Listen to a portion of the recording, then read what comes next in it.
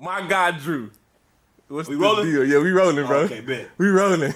Yeah, get the swigs.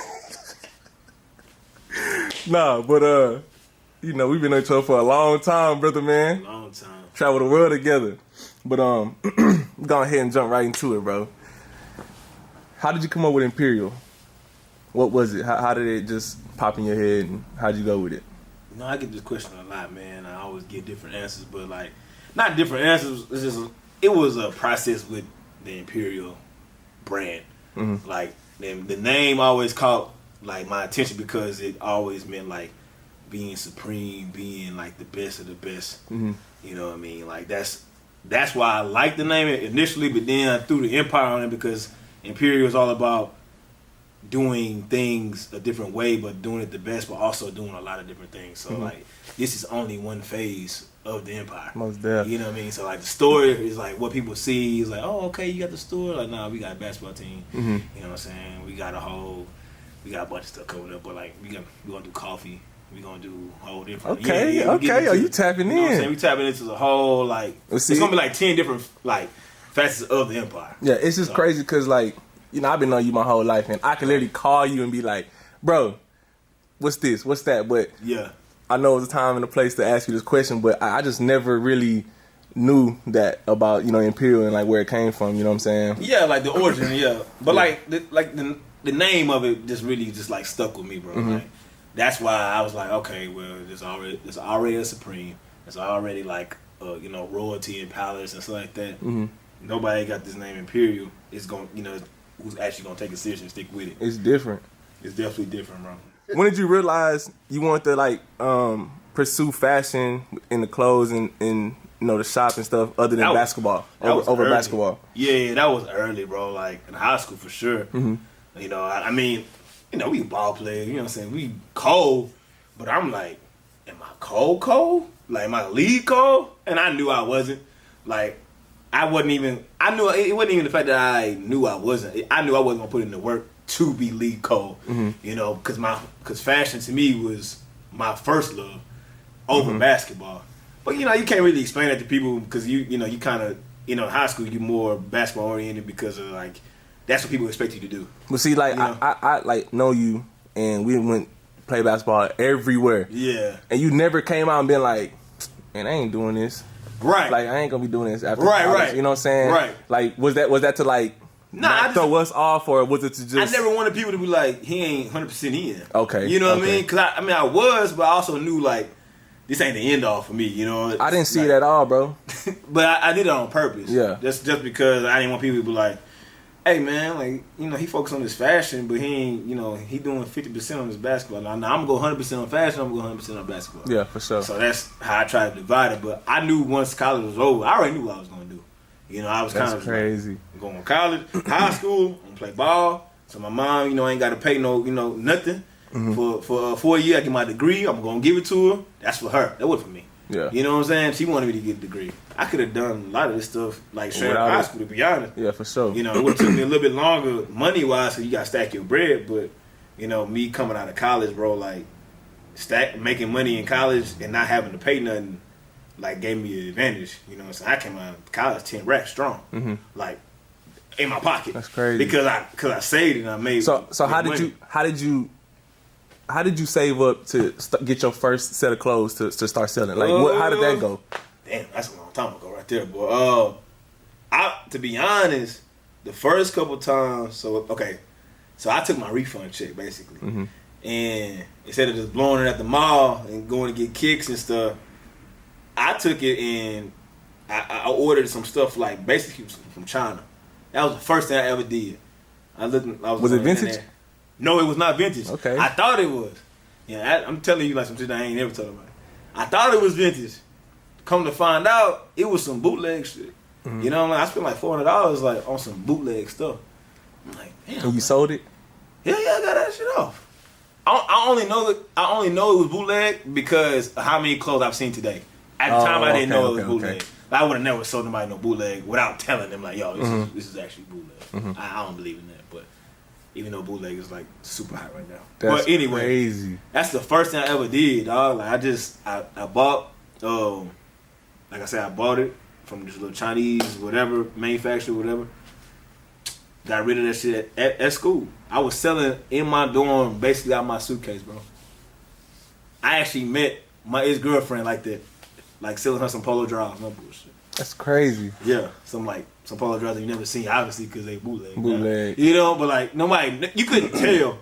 It was just like, you know, it is what it is. But that from there, I kind of like, I took that first pack or whatever. I was like, oh, I can do this. Like this is, I like it. I love it. I want to do this. I want to sell. I'm a businessman selling clothes. It's almost like you selling drugs. It's the same. It's the same thing. Crazy. It's literally the same thing. Like this pack got it all. Yeah, you know what I'm saying? Real money, all the same shit. It really is like selling drugs. That's why I like it so much. I would never sell drugs. Of course, I love all the drugs. There's Power Blow, Chopper. I love all of them, but like, that's not for me. I couldn't do it because my mom would kill me. Yeah, I just, you know what I'm saying? It's not in me to do that, but I apply that same business strategy to what I do. You see what I'm saying? Crazy. That's dope. That's dope. Why vintage? Because it's different, bro. It's different from everything. Like each piece is special. Like literally each piece in the shop, it's probably 1,000 pieces in here, and every last one of them is special for a different reason. So I never wanted to fit in. I always wanted to stick out. So each piece I knew I was wearing, because I didn't get into vintage off of just wanted to sell it at first. I was buying it for me.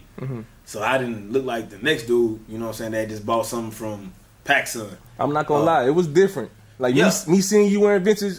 Yeah, exactly. And, you know what I'm saying? When we came back from college, I was like, it's different, but you've always been the fly, different guy. Always, you know what I'm saying?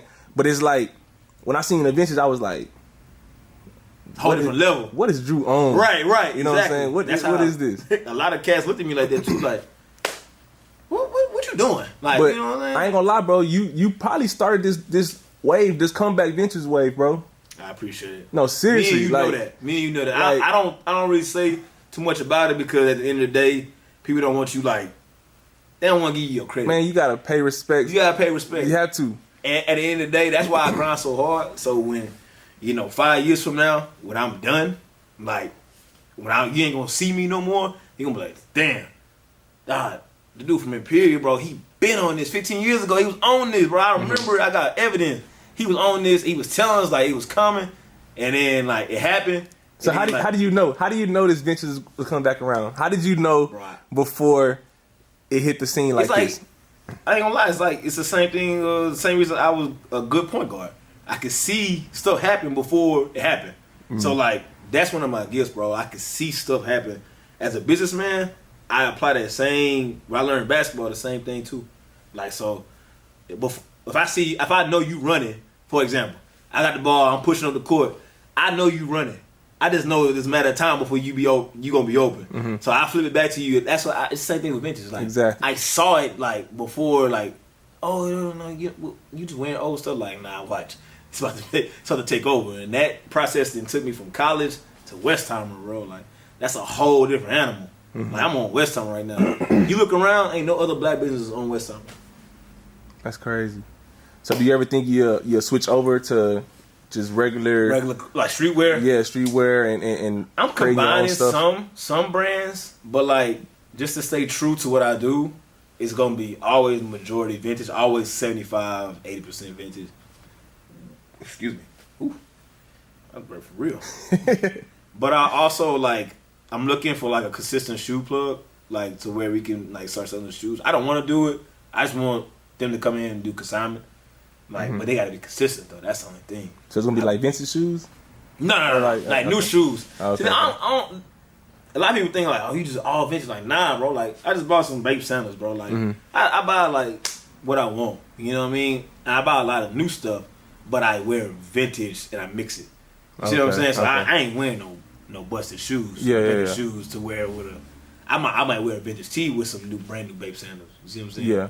That's how I mix my styles and mix all that. But like Imperial will always be based off of vintage stuff. And now I'm so deep in the game, bro. Like I'm getting in. Like I ain't lying. I'm getting stuff in weekly now, bro. It separates you from everything else, bro. Yeah. Like the vintage is literally is like you. Like you the face of it. Yeah. You know what I'm saying? Yeah. So I'm like, you like the face of the vintage. I mean, it's been here before us, but Right. it's just yeah, crazy how absolutely. like you literally put your face to this vintage stuff. Like I see vintage, bro, and I'm literally like, I bet Drew got something like that. Or Right. it just that's just how it ties in. You know what I'm saying? That's good, man. It's good. It has its positive and its negatives, because if it's positive that you think about me when you see it. Mm-hmm. The negative part is if you don't like me, you're not gonna come to me. Look, I done heard people say vintage. Like nobody wearing a vintage. Right.